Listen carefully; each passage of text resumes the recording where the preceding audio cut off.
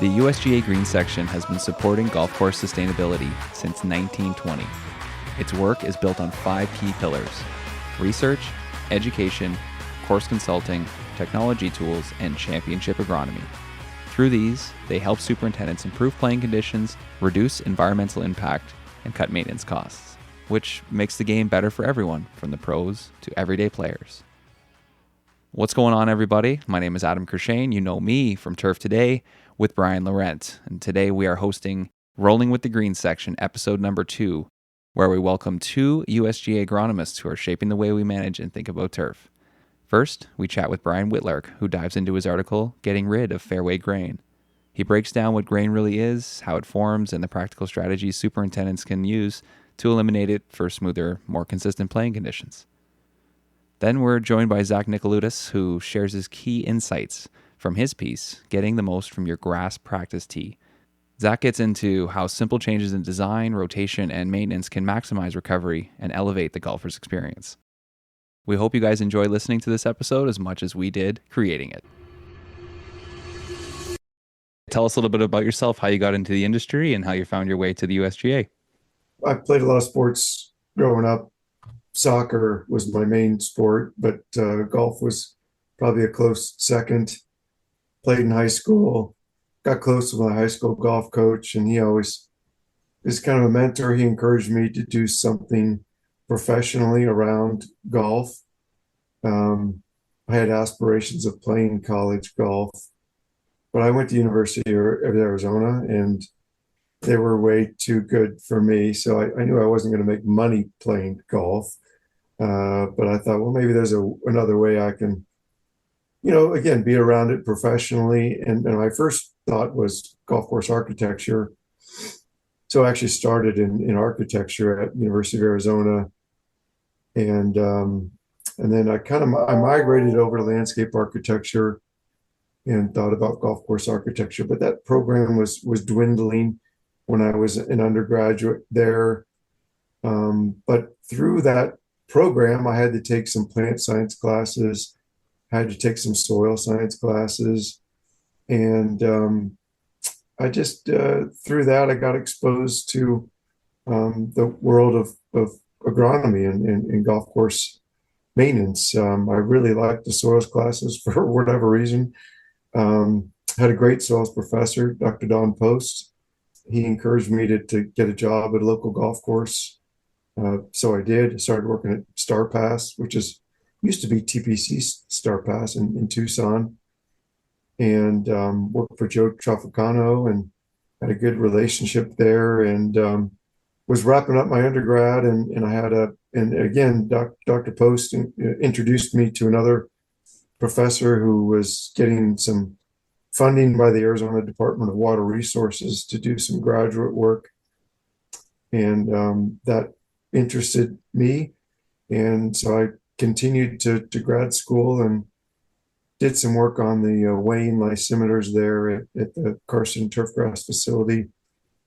Basically looked at the Arizona Department of Water Resources had a water allotment, a water duty, and I looked at the influence of that on drought and whether we'd have increased salinity in the root zone with this allotment that was basically put turf under a deficit irrigation regime.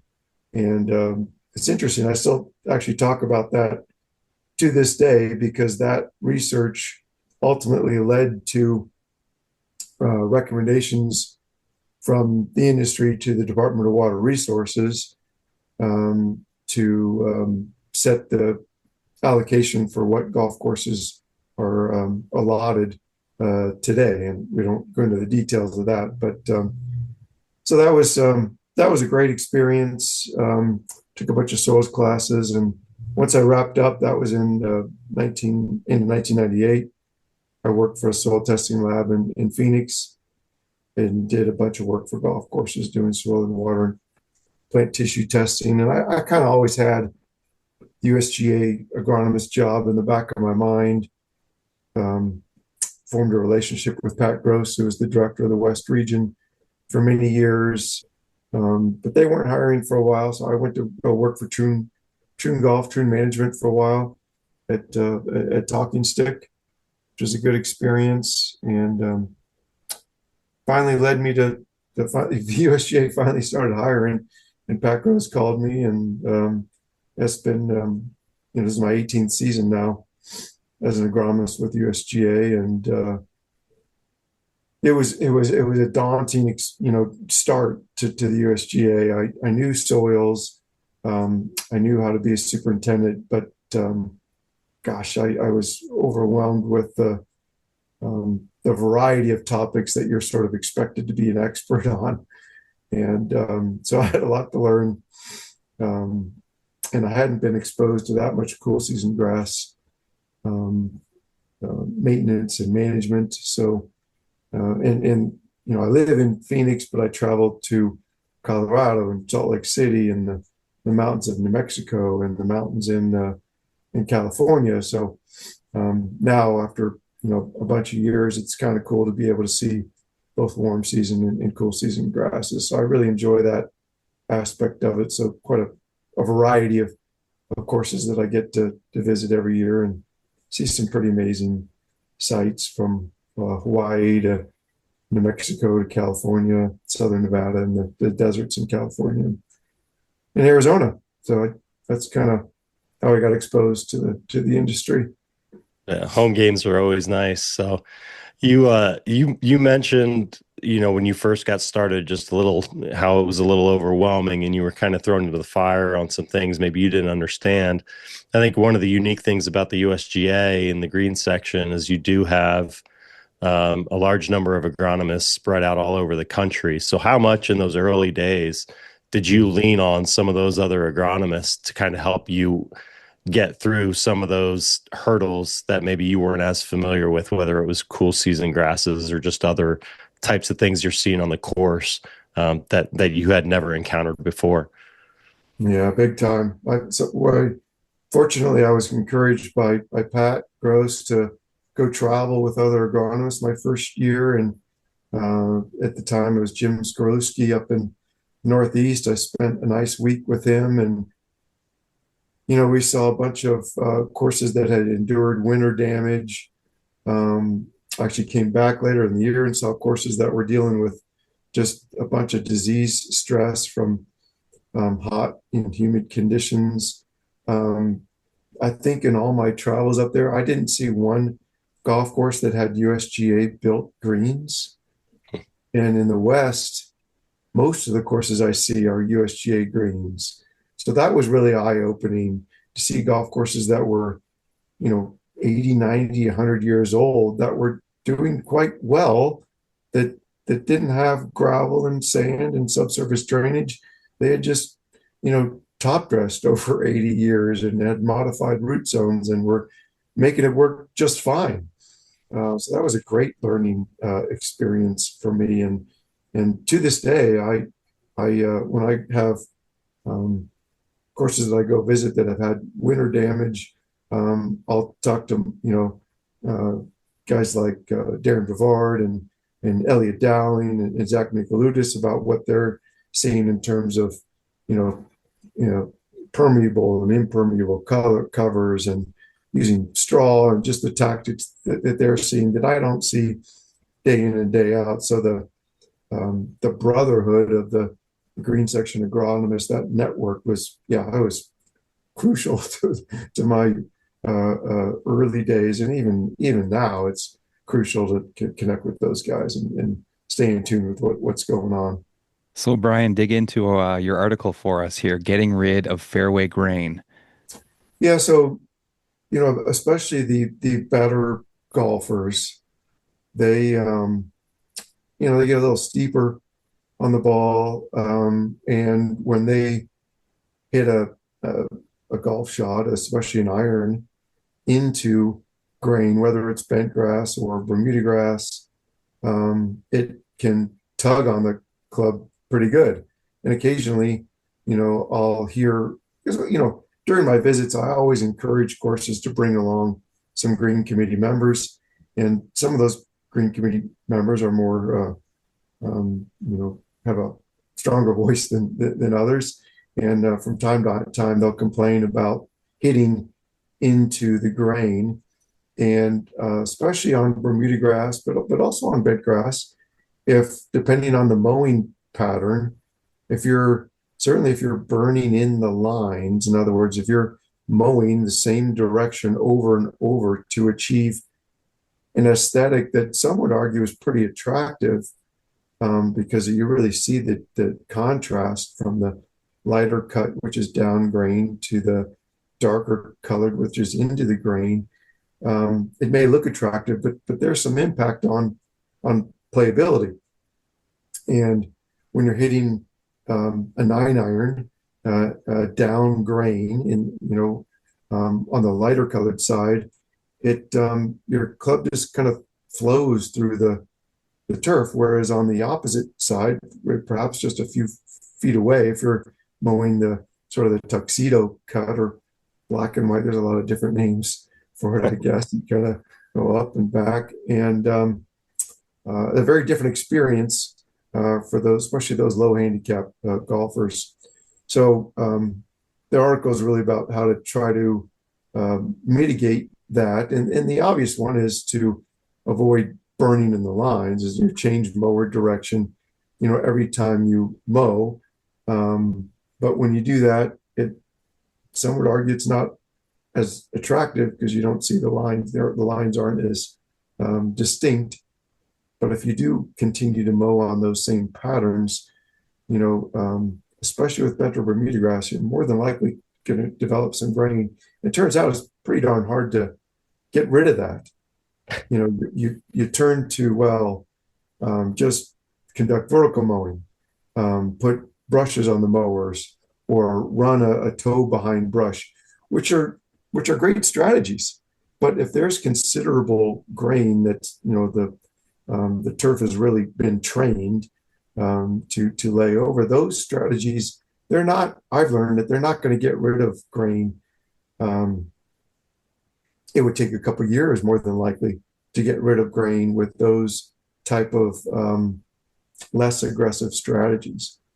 So, a number of courses in California have been really aggressive, and in Arizona and even southern Nevada, courses have been aggressive. And what they take a different tactic, rather than the sort of light and frequent, which I like for maintenance of grain. This article is more about, let's really dive into grain mitigation. So really get in and stand up that bent or Bermuda grass. And how to do that is a combination of tools with PTO-driven vertical mowers, whether it's Sysis or Wiedemann or the First Products VC60, Graydon. Those are all spectacular products. Run those in multiple directions. I really like the springtime rakes with really heavy tines outfitted on that rake. It's a fast machine. That's an 8-mile-an-hour machine. Doesn't break down. You can go against the grain. You can spin the fairways out and do circles. It's quite effective at standing up the Bermuda grass or bent grass. And then the kicker is you follow that with a really aggressive scalping. And if the fairways, let's say the fairways are cut at 350 or 400ths of an inch, we're talking about scalping it 200 to 0.250 to a quarter of an inch. So it's an aggressive process. You're going to produce a lot of material that you're going to have to sweep up and haul away. So there's some expense involved with just the man hours to vacuum up, haul off that material off. And there will be some disruption to the playing surface. But in the summer on Bermuda grass, it's temporary. It's 2 weeks at the most, and you can still play golf on it. You're going to get better roll on your drives.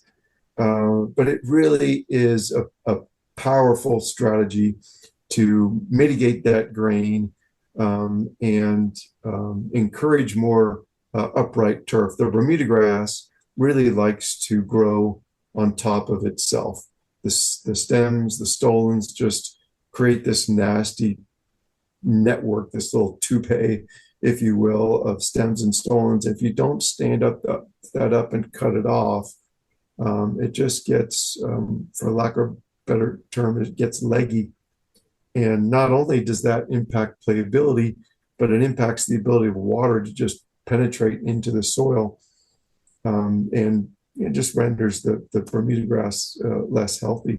So standing all that up, cutting it off, it improves the ability of water to get into the soil, and it improves the playing surface. And I can't, I didn't dream this up. I really give credit to the guys, like Chris Wilson at LACC, Justin DePippo at Bel Air, and Shadow Creek in Las Vegas has done this for years. They've also done phrase mowing, which is even more intensive than this practice I just described, but not many courses have the ability to phrase mow year in and year out. It's just too disruptive and too much material to haul away.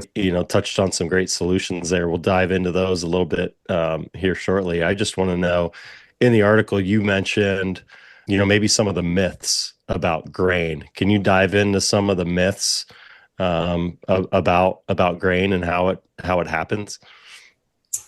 Yeah, so probably the biggest one is the turf. And this is not from superintendents, this is from golfers. They are under the impression that the turf seems to follow the setting sun, and maybe we can blame some TV commentators for that. But, it absolutely does not follow the sun. It on greens especially, it really follows water. Wherever water flows, grain tends to follow the flow of water, and that is very much true on putting greens, especially, and to some extent on fairways. But on fairways, if you're mowing, if you're repeating a mowing pattern, you can sort of treat train the grass to follow a certain pattern, and the rollers on the mowers are just laying that turf down and training it to grow a certain direction. So it really is important to change the direction of the mowing pattern, mowing up and back on the same pass, essentially mowing into the grain and into the grain is quite effective. Some guys will mow 3 to 9 pattern, which is a bit more labor intensive, but it is another effective way to mitigate the grain pattern. So I think those are the biggest myths, are that grain tends to follow the sun, and really just most of the time it follows water movement. But it's funny, in fairways it can be unpredictable, more unpredictable on fairways. It can be swirly, and if fairways are sodded, especially with zoysia grass, we're seeing a little bit more popularity with zoysia grass in the West, and that zoysia often comes in with a considerable grain, and if sodded with the grain in different directions, that pattern can last for years. And honestly, we're at the bottom of the learning curve trying to figure out how to mitigate that grain in zoysia grass. So we're just starting to do some research on just trying to reduce grain when you sod zoysia grass fairways. Beautiful. So the main topic of the article kind of was about Bermuda grass. Was there, other than zoysia grass, any other grass that you guys are kind of seeing this with, or it's been a big issue with? Bent grass, certainly. I don't see a lot of bent grass fairways in the West, but a few up in Park City area, in Utah, in New Mexico a little bit. The mountains of New Mexico see some bent grass fairways, and certainly, and I would even argue that the grain on bent grass can be just as bad or worse than in Bermuda grass. And with Bermuda grass, you can beat the snot out of it in the summer, and it'll respond really well. Whereas bent grass, you have to be a little kinder and kinder and gentler, because it may not recover quite as fast. And, it's not going to respond to phrase mowing, certainly like Bermuda grass will. So mitigating grain in bent grass has been more challenging. And it probably takes 2 or 3 growing seasons to really make an impact on bent grass that has been trained to have significant grain. I've seen, such high grain in bent grass where it's really hard to mow, where the mowers are just riding on top of the bent grass, and even, considerably marcelling, where the mower is just sort of chattering across the bent grass because it's just too much grain in there to effectively mow. And so that's certainly been problematic. And brushes, adding front mounted brushes to fairway mowers has been a big help with bent grass. Plenty of light intensity vertical mowing. If you're cutting at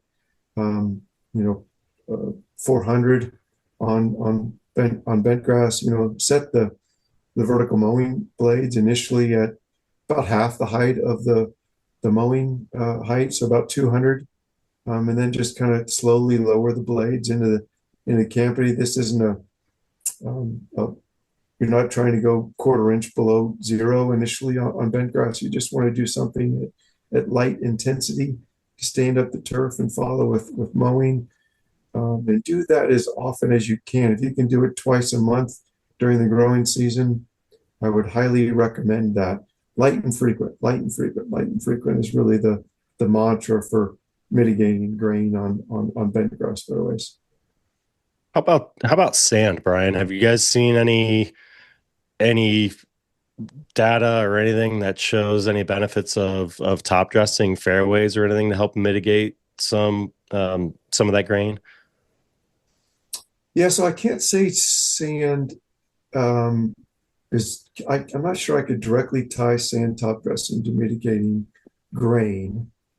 Perhaps you could make an argument there. Certainly, it is effective at diluting surface thatch and organic matter. Sand top dressing is an expensive endeavor. Oftentimes it's $80,000 to $100,000 a year or more for an 18-hole property to really for an effective sand top dressing program. Not to mention the equipment that's needed to get that sand out on the property. So I'm really careful with recommending sand top dressing because there's plenty of courses that just don't have the resources to even consider that. But those bent grass golf courses that I've been working with in Utah and Colorado, they all have a pretty robust sand top dressing program. They're top dressing upwards of 60 to 80 tons of sand per acre per year. Each application, they will apply about 20 tons per acre for an application, which is doable. Any more than that, you could probably do that in spring and fall while there's not much play. But in play, anything more than 20 tons per acre is probably too much. Going to get some complaints from golfers on the fairways.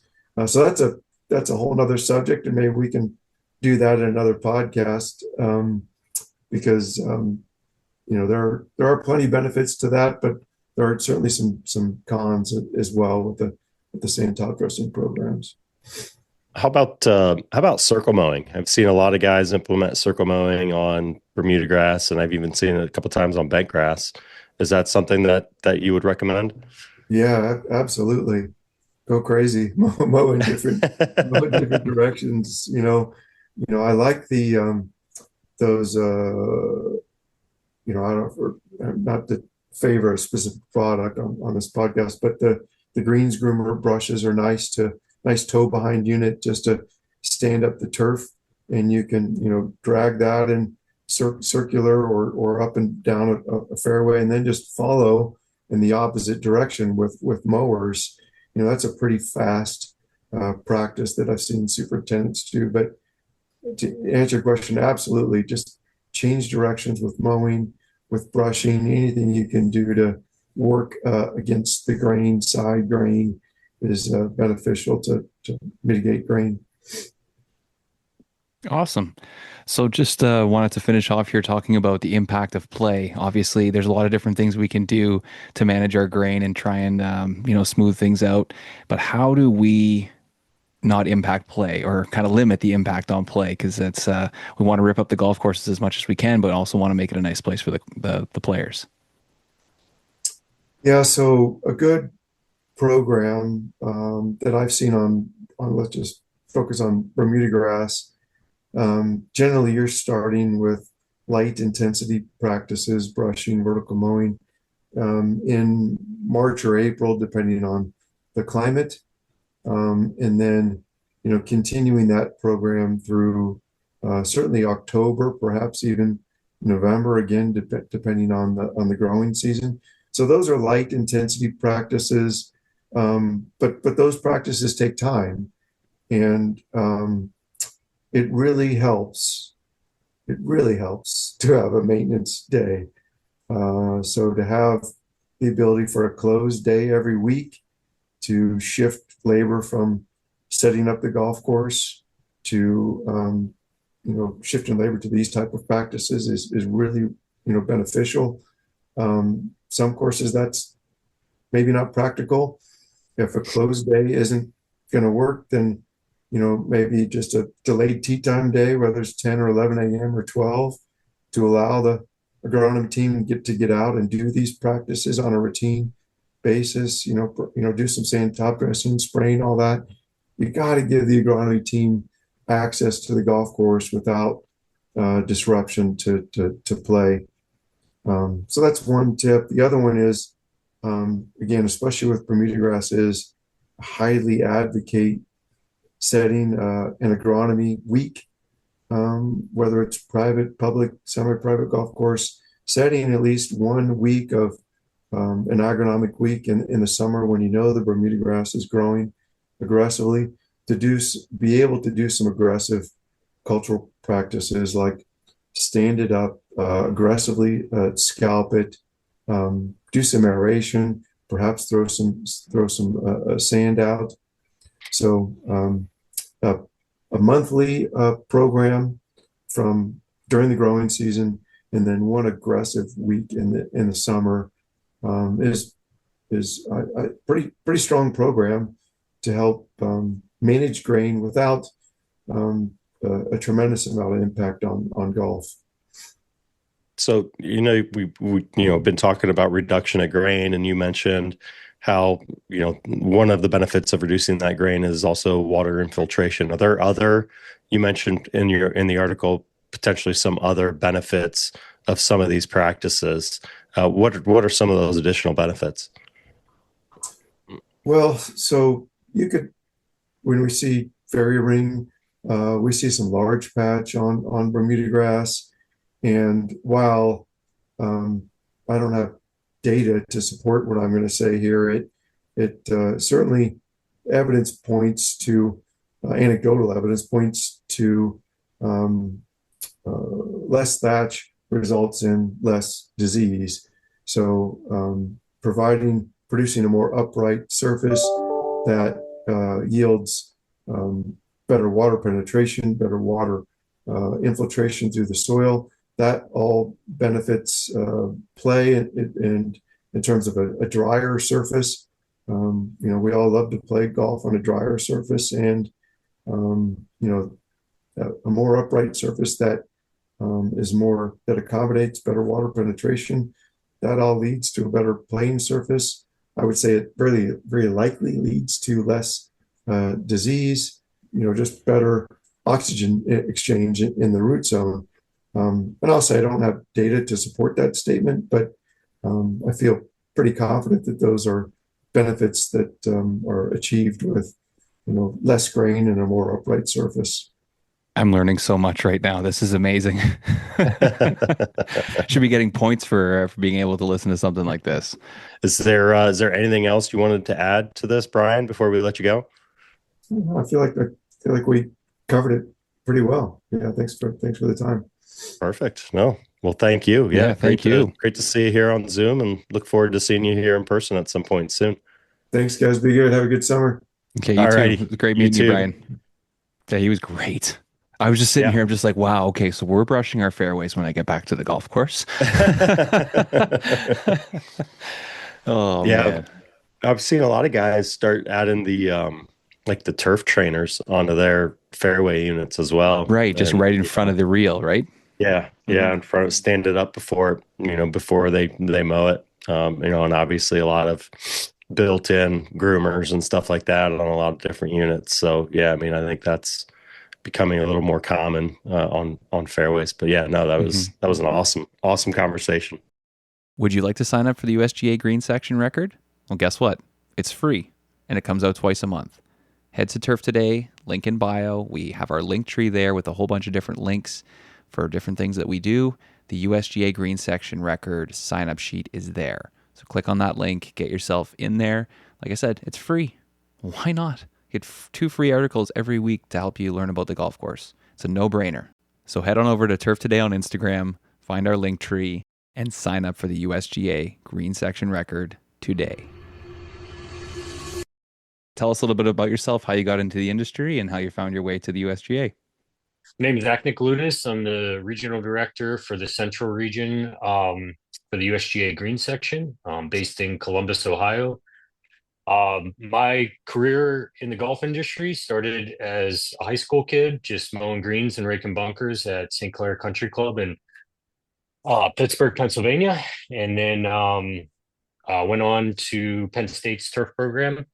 And then upon graduation, went back to St. Clair for a couple years to do a major renovation. And after that, moved over to French Creek Golf Club as a second assistant in Elverson, Pennsylvania. Worked with Bruce Cadnelli there. Should have mentioned worked for Ron Pusateri at St. Clair Country Club. After French Creek, went and worked for John Urbanski at Bitterman Golf Course. Had a cup of coffee with him. The initial plan was to be there for a few years. But 10 months into the job, the South Course superintendent position opened at Wilmington Country Club, which is right next door to Bitterman.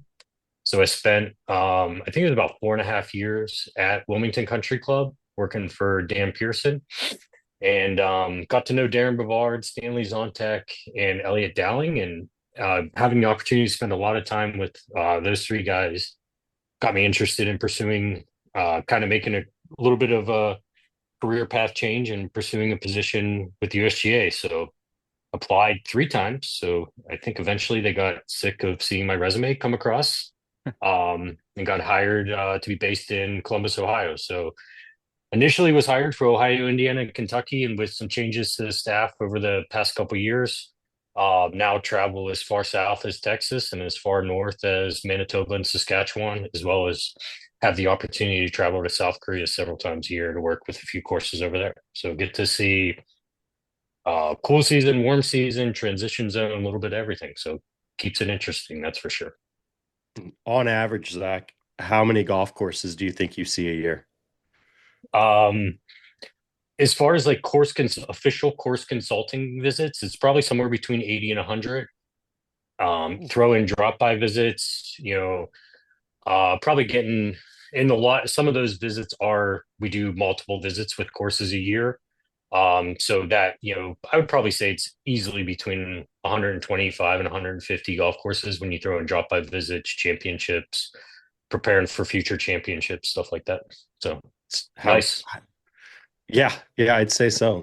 You're one of the few people that sees more golf courses than I do probably every year. But how does that experience, being able to see all those different golf courses, all those different climates, how does that help you to be a resource for superintendents around the country? Get to see, I mean, every golf course is unique, so you get to see a lot of different techniques or strategies or agronomic programs. It's not, as anyone who's worked in the industry knows, it's not a cookie cutter approach to maintaining a golf course. So a lot of times it's just picking up a little, different things that superintendents may have in their program, or, kind of looking through it or looking at different challenges from maybe an angle that hasn't been considered before, and really just trying to take all the knowledge we gain from working with other golf courses to be able to use, when we're troubleshooting at a golf course. It's, sometimes it could be the simplest of adjustment, or it could be more complex where we're talking about really trying to take a deep dive in the agronomic program and make major adjustments. But it's, we're fortunate with our jobs, our positions as agronomists with USGA to, not only visit all these golf courses, but everybody on the team has kind of a unique background. Brian Whitlark, who I know recorded a podcast with you guys recently. You having him on our staff who's really like a soil physics expert, being able to run root zone mixes by him. So I think that's one advantage too. Well, an individual agronomist may be working with a golf course. In reality, the entire green section's behind them. If we need to loop someone else in, Darren Bavard from his championship experience can bring him in if they want to talk about, how we approach setup from that, or how we approach maintenance and setup from that standpoint. So it's kind of nice that we all have very unique backgrounds, and then we can tap those resources too if we run into some challenges we may, having trouble finding a solution for. So obviously busy job, a lot of travel. What is it for you? Would you say is kind of your favorite part of being an agronomist for the USGA? I would say that every day is different for sure. No two golf courses are the same. So we have an opportunity to, or it keeps us, opportunity to keep us on our toes every day. So it's always very interesting, always a new challenge.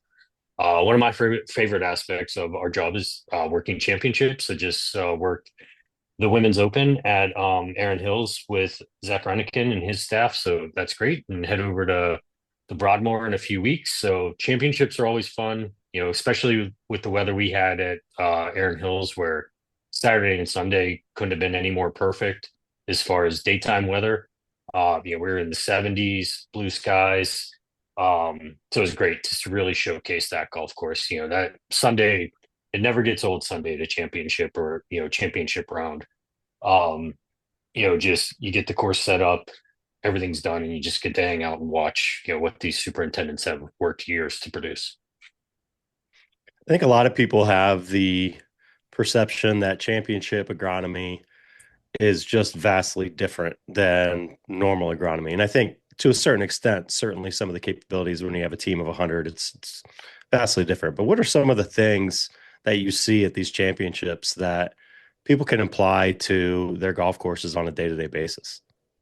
I think, a big part of what we do is data collection. And obviously we're doing data collection on all 18 greens on the golf course, plus the practice putting greens. So that's an involved process that, we had 3 people dedicated to that at Erin Hills.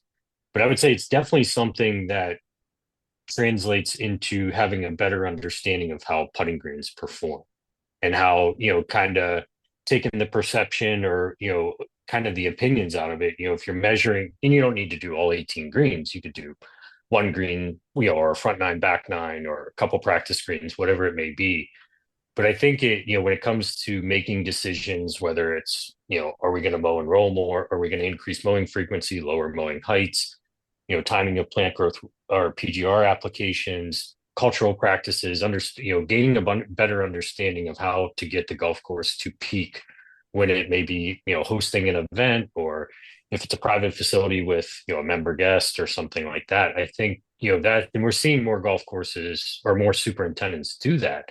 And the reality is, when you talk about one putting green, it's pretty easy process to put a data collection program in place. I don't think from a day-to-day maintenance standpoint, you need to do all 18 greens. If you want to do a few greens, based on, different microclimates on the course, that can be beneficial, but it's more time. But I think, but I would say that's one thing for sure, to just be able to measure, have a better understanding of how, how to measure and understand how the golf course is performing. So I would say that for sure. But yeah, the thing is, there's often the perception that a golf course can be maintained at that level for more than a few days, and that's completely inaccurate. The amount of stress that's being placed on the playing surfaces, and as well as the resources that are required to do it, are just, it's really for a brief period of time, and then it's, the turf needs to give it a break. I will say on the coverage, we were actually talking about this. What you see on TV is not always what the playing surfaces look like in real life, because we were watching some of the coverage, and then we go out there, I'm like, we're like, oh, okay, everything's fine. It's I The don't know cues what in the TV are just a little off, right? yeah, oh yeah, oh yeah. I was watching the final round though. I think they said that the stimp was over 13 and a half, which is wild. Like that's Yeah. quick for some of those hilly greens. Yeah, I mean, to really and to be able to showcase those putting greens, there's a lot of undulations and yeah, 13 and a half was what Shannon Rouillard, who's oversees inside the ropes for the women's open. That's what she had identified, as kind of the targeted speed. And we were in that, 13 to 13 and a half all championship Friday. There was a forecast for, some pretty significant winds, sustained in the 15 to 20 and gusting up to 30. So obviously got to be a little bit careful with when you have winds like that, but we really were only a few inches shorter on that day. So yeah, 13 and a half. There's a lot of, morning and evening maintenance that goes into uh maintaining that speed and across all putting greens. And then you're all right, we're gonna, do we need another cut on these greens? Do we need to roll? Do we need to roll or do we forego the roll? So we're always rolling in the evening because to get that smoothing aspect. And then some days we did mow in the evening, some days we didn't. And then especially on Saturday and Sunday, when we were looking at it, it was like, okay, some of it, just making sure all this, checking speeds after the mow, seeing where we're at to make sure um, nothing got too fast, which we were in a good place. Zach and his team knocked it out of the park. Yeah, it was a great event, great finish. Absolutely. So we brought you in here today, Zach. We wanted to talk about your recent article in the USGA Green Section Record, where you talked about practice ranges. Hot Mhm. topic. What are you seeing as some of the problems or maybe pain points for driving ranges around the country during your travels? I would say first, like I'm of the opinion you can't build a big enough driving range tee. I'd sure like to see someone try. But in a good way, we're seeing golfers playing more and practicing more. But in reality, that just results in more. If you're working with a grass practice tee, it's just more divots. And you look at, where a driving range, where a practice tee is midway through the season, especially if it's undersized. I mean, it's hard to even find enough space to set up the hitting station. So I would say use is, the greatest challenge in being able to, that rotation through, especially if a course has an artificial hitting surface, which I would, by and large, I think every golf course needs to have an artificial hitting surface if it's too wet or if you have a frost delay, especially if golfers can access the artificial hitting surface without walking on the grass. It gives them, if there's a bit of a frost delay, gives them an opportunity to at least warm up. But I would definitely say, it comes down to the amount of use that drive or practice tees are getting. And, a lot of courses, especially older golf courses, just don't have the space to expand their driving range tees. I mean, we'll go to some golf courses and they may have a 20,000 square foot driving range tee. I mean, they're going to wear that out in a month.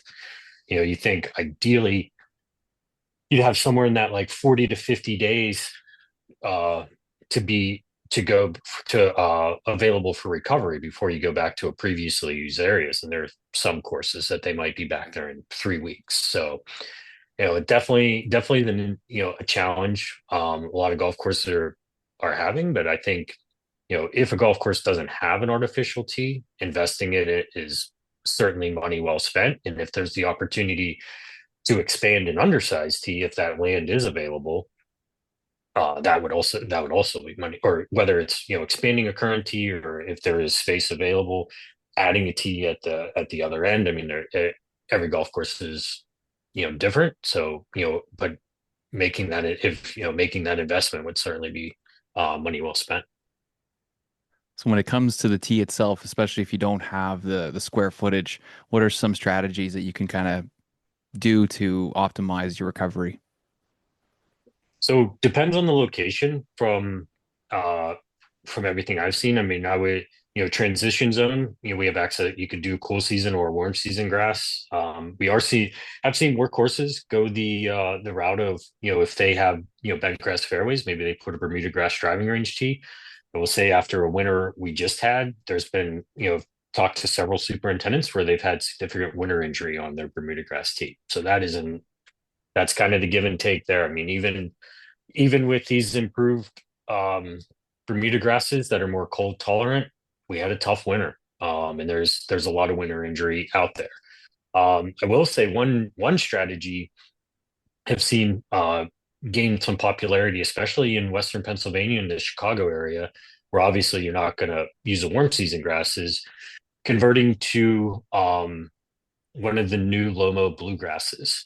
So you think about if you've ever played on a Lomo bluegrass fairway, I mean, it's tough to take a divot down, get through the entire mat layer. So while if you were going to compare the germination of, let's say, a bentgrass to a Lomo bluegrass, bentgrass is going to germinate faster. But the benefit is, if you look at how divots are taken on the two surfaces, you take a divot on a bentgrass tee, you're taking all the viable tissue away. You take a divot on a Lomo bluegrass tee, you're really just kind of scalping the turf down. I have some images from a golf course in Chicago where a couple days after divots were taken, you're already seeing recovery from the viable tissue that's left throughout that divot. So I think that's definitely one option. There's obviously an investment with that in the shutdown time to resurface the tee. One technique that I learned when I worked at French Creek Golf Club for Bruce Cagnelli, putting chewing fescue seed in the divot mix. Chewing fescue will germinate a lot quicker. It'll more or less act as a nurse grass, and then the bent grass recovers from the edge of the divot, or if there was bent grass seed included, and eventually just crowds out the chewing fescue. And that technique, whether it's par three tees on a golf course, seeding divots on fairways, I think I see courses that just use chewing fescue on the golf course. That way, if a golfer happens to fill a divot in the rough, you're not going to encourage bentgrass encroachment. You're just going to have some fine fescue in the rough that isn't going to create that dense mat layer, or not mat layer, that dense, gnarly turf mowed at 2 inches. That's, like trying to hit out of a box of rope to play from. But I would, definitely that, like we talked about, the artificial hitting surface for sure. Putting that tee or the artificial surface in play more. Say typically, one day a week, usually Mondays is, where, a golf course will be on the mat, or golfers will be on the mats. Adding additional day or two, you figure if you have about a 7-month season, for every day you add on the mats, that's saving of somewhere around 28 to 30 days on the grass tee. So you start to do the math and working that in. Will say what I've seen from that is if a golf course, if the decision is made to put golfers on the artificial surface more frequently, rotating what day that is. So some golfers may only have availability to play on Wednesday. Well, you don't want to always be impacting those same golfers. So Saturdays and Sundays are usually a pretty tough sell at a golf course to be always on the mats, but between Tuesday, Wednesday, Thursday, and Friday, alternating those days, and sometimes it's every week. Okay, this week it's Tuesday, there are additional day. Next week will be Wednesday, and so on. So, but even with that, I mean, the practice tees get worn out. There's no doubt about that. Even with trying to do everything you can to save it, and going back to the different grasses. Okay, we have bent grass fairways, but we have a Bermuda grass or Lomo bluegrass tee. The argument that is often made, well, that's not what we have on the golf course. Well, when you go up to a driving range tee in the middle of July and there's very little turf on it, I would argue those aren't the conditions you have as well. So, Yes. it's kind of choosing what is the best option to just have grass on the tee. So you mentioned some of the strategies there of grass selection, of moving people to the mats, stuff like that. Have you seen any effective communication tools used by superintendents and courses to communicate with whether it's members or regular players as to the why they are either moving them to the mats or reducing hitting area, usable areas on tees? Have you seen any really good examples of communication to discuss the why? I think it becomes site specific. Private club versus a daily fee course. where at a private facility you have usually a smaller group of golfers that's playing there, and I think it's just got to be a consistent message from everybody, whether it's the team in the pro shop or general manager, owner, whoever it is, just being on it, being forward and being very direct on why this is. And like anything, it's keep reiterating that message. Don't just say it once. Maybe it's it goes out in emails, it goes on the website, it goes out in newsletters. If a golf course does that, social media, any way like that, just remaining consistent with that communication on why these decisions are being made. If this is a pain point for a golf course, it's like, okay, this is how we've received the feedback that this is a challenge for us, and this is our strategy. This is what we've determined is the strategy moving forward to eliminate this challenge or lessen the challenge. How about rotation? Have you seen, again, through your travels? I know it's different at every course that I go to as well. Probably same with you, is, some places have the maintenance team changing out and shifting ropes on ranges. Some other places will have the pro shop staff doing stuff like that. What have you seen, and what are kind of maybe some of your recommendations on how frequently they should be changing those locations on the grass tees? I would say typically move daily, just especially for a course that sees a fair amount of rounds. I mean, obviously, if you're ultra private course that's doing 30 or 40 rounds a day, you can probably stay in the same location, but those are few and far between. But that comes, but kind of brings back another thought as far as like techniques. It's like, okay, do we need to stretch the hitting stations all the way across the tee? Can we go halfway across the tee and divide it in half and extend our recovery time? Could we even go, if it's a really wide tee, could we go a third of the way across? So I think that's, how many golfers do you want to have access to? And I think that, or have access to the tee, and that depends. Okay, do we have a large golfing population that just comes to practice, or is it more warming up? So it's like, okay, well, if it's more just golfers are warming up, you could probably get away with somewhere around 16 to 20 stalls. But if figuring, all right, we can accommodate 4 or 5 foursomes at a time up here hitting balls before they go out on the golf course. But obviously, if you have golfers showing up throughout the day that are practicing, as well as golfers arriving to warm up before the round, then you're probably going to have additional space, or you're going to have golfers standing around waiting. So a lot depends there. When it comes to who moves the hitting stations, sometimes that falls on the superintendent and their staff, or other times it falls on the pro shop staff. I think the most important thing there is whoever's doing it, understanding how to, what's the most efficient way to move the hitting stations. Usually it's keeping it very close to the previous sticks. Now, then that brings in the topic of, do we start from the back and move forward, or we start from the front and move backwards? There's pros and cons really to either option, and see both done successfully. If you start from the back moving forward, that provides the opportunity to fill divots at really any time, because the hitting station, golfers are going to be hitting in front of where the maintenance staff would have to work. So you think about it, second assignments, or an assignment after lunch, you could be if it's okay, we can work on filling divots a little bit each day, or versus filling all the divots on Monday when the driving range may be closed.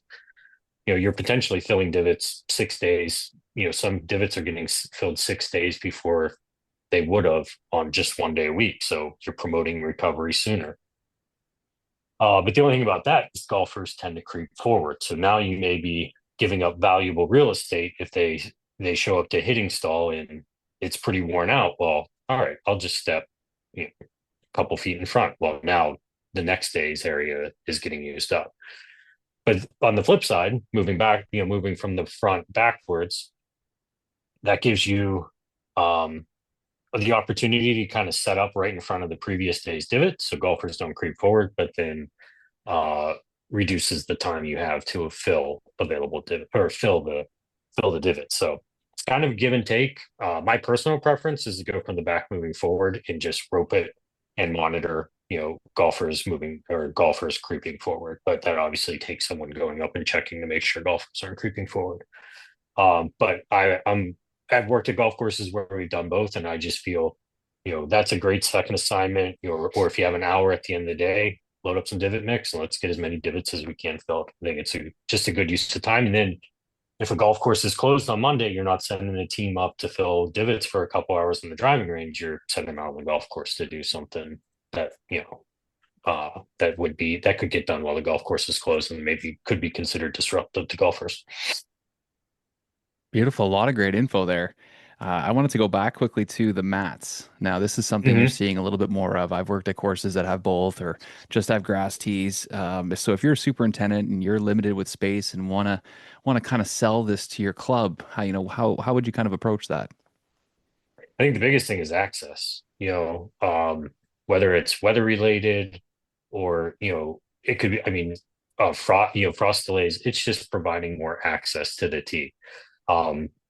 These, artificial surface, it's an investment, and it's going to need to be replaced eventually. And it, needs to be an understanding that, all right, some of these require installing, a concrete pad or at the very least gravel so they can be anchored in.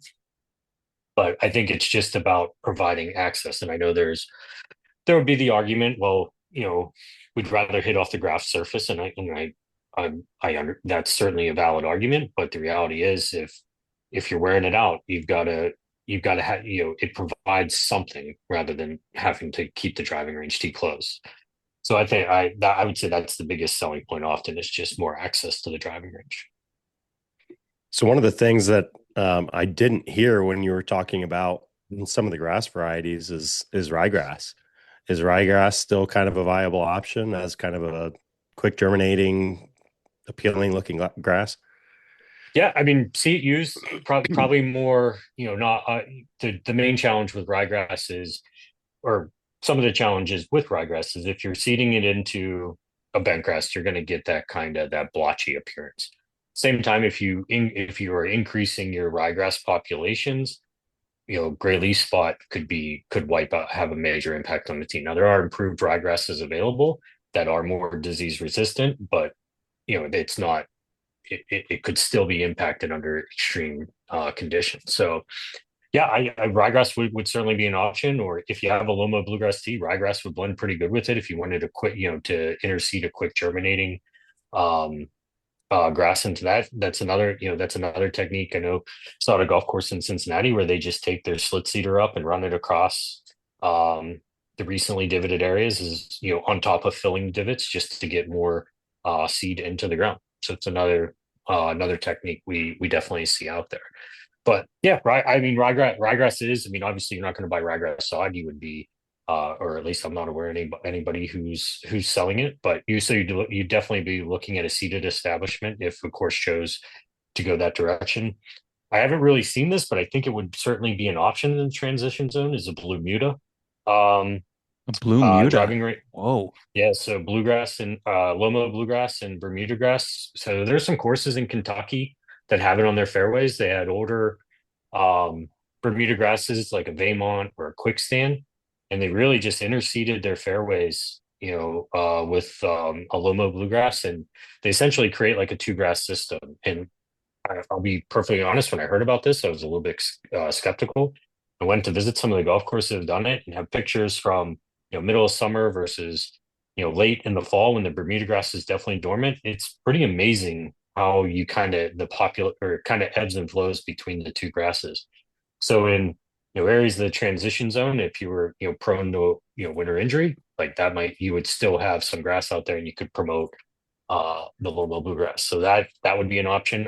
When I worked at Wilmington Country Club, we overseeded our Bermuda grass tea there, mainly because it was highly visible off the back of the clubhouse. So I didn't want to have dormant turf out there. So we were playing. I mean, in the spring, most years, it was what the grass that was growing on that driving tree was primarily ryegrass. And then eventually, usually about this time of year, the Bermuda grass started going. So, and then even see that, and of course in Texas, they have Bermuda grass tees, but they leave one of their Bermuda grass tees not overseeded. So that's closed for the winter. So they play off of the overseeded tees through the winter, and then once the Bermuda gets going in the summer, they move to the tee that was not overseeded, and then let kind of transition the ryegrass out of the other tees, and then they eventually put all the tees into play. So again, very site specific to how the logistics work. But I think it's just kind of all right, seeing what options are available and which one fits the needs of a particular golf course. That's awesome. Great information. I keep telling Brian every time we do one of these, I learn so much. It's like a little education session for me. Yeah. Awesome. Adam's trying to apply for credits for these conversations. No, I will here, be so, for sure. Yeah. Yeah. So Zach, was there anything else you want to talk about in the article? We have a few minutes left here for you. As something else you wanted to kind of cover? I was gonna say, I think we covered, just about everything. I would say the one thing, whether it's practice facilities in general, practice putting green, or driving range tee, it's one of the first playing surfaces a golfer is going to see when they arrive at a golf course. And the condition and the presentation at the driving range tee certainly sets the tone for a round of golf. And there's some, obviously, setting up the hitting stations properly, all the range tee equipment spaced properly, stuff like that. But when it comes to the grass, I mean, that's the other thing. Whether it's daily fee course, maybe a golfer's never played it before, they show up there, the condition of the driving range tee is excellent. That just gets everybody off on the right foot. And again, another kind of selling point, like, hey, this is the introduction to the golf course. Now they may have rolled some putts first, or maybe, depending on what their preference is, but it definitely sets the tone for the golf course. And while it's not actually in play on the golf course, it has a huge impact on the golfer experience. Again, appreciate your time. We'll let you go, and absolutely talk to you soon. Yeah, talk soon. Nice meeting you, Adam, and take care, Zach. We can meet in person sometime. Absolutely. It was really nice meeting you too. Safe travels, buddy. Easy. Thank you. You too. Yeah. Thanks. See you. Bye. Those guys spend a lot of time talking about that stuff, right? So they just got it all ready to go. It's on the platter, ready to go. Yeah. By the time they talk about this stuff all the time. I mean, any freaking topic you could ever imagine, they're ready. They're ready for it. So, yeah, perfect. That's what they do. Love it. All right, buddy. All right, man. Soon. Have a good week. Yep. You too. See ya.